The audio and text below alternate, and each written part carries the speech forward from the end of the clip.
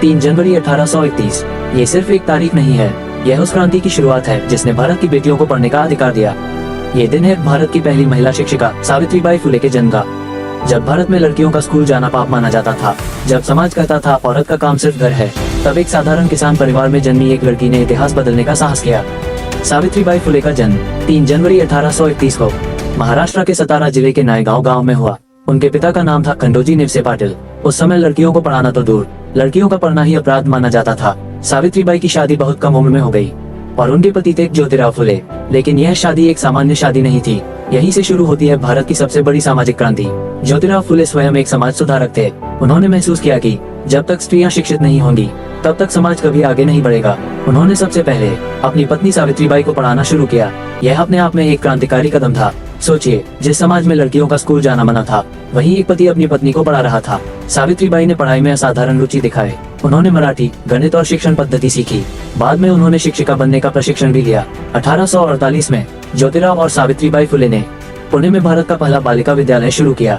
ये केवल एक स्कूल नहीं था, ये सामाजिक विद्रोह था, लेकिन समाज ने इसे स्वीकार नहीं किया। जब सावित्रीबाई रोज स्कूल पढ़ाने जाती थी, तो रास्ते में लोग उन पर कीचड़, गोबर, पत्थर और गालियां फेंकते थे। लोग कहते थे, औरत होकर पढ़ाती है, धर्म नष्ट कर रही है, समाज बिगाड़ रही है। लेकिन सावित्रीबाई कभी रुकी नहीं। वे रोज एक अतिरिक्त साड़ी लेकर चलती थी। रास्ते में लोग उन पर गंदगी फेंकते, तो वे साड़ी बदलती और सीधे स्कूल जाकर पढ़ाने लगती।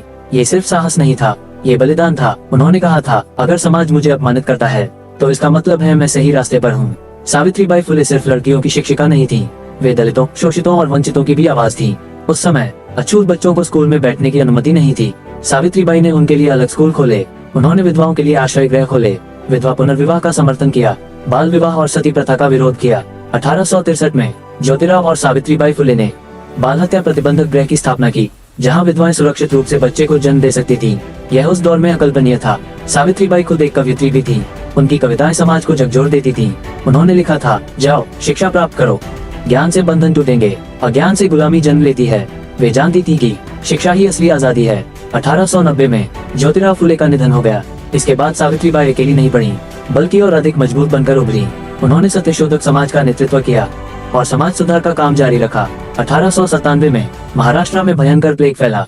लोग मरीजों को छोड़कर भाग रहे थे, लेकिन सावित्रीबाई नहीं भागी। वे खुद प्लेग पीड़ितों को उठाकर अस्पताल ले जाती थी। एक बीमार बच्चे को बचाते समय वे स्वयं संक्रमित हो गयी।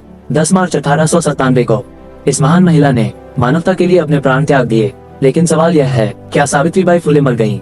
नहीं, वे आज हर उस लड़की में जीवित हैं, जो स्कूल जाती है, हर उस महिला में जीवित हैं, जो अपने अधिकारों के लिए खड़ी होती है। अगर आज बेटियां डॉक्टर, इंजीनियर, अफसर बन रही हैं, तो उसके पीछे सावित्रीबाई फुले का संघर्ष है। 3 जनवरी सिर्फ एक जयंती नहीं है, ये नारी शिक्षा दिवस है।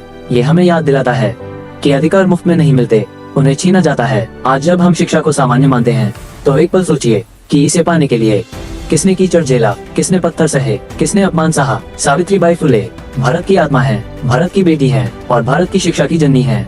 अगर आपको ये कहानी प्रेरित करे, तो इसे सिर्फ सुनिए मत, इसे आगे बढ़ाए, क्योंकि जब तक एक भी लड़की अशिक्षित है, सावित्रीबाई की लड़ाई अधूरी है।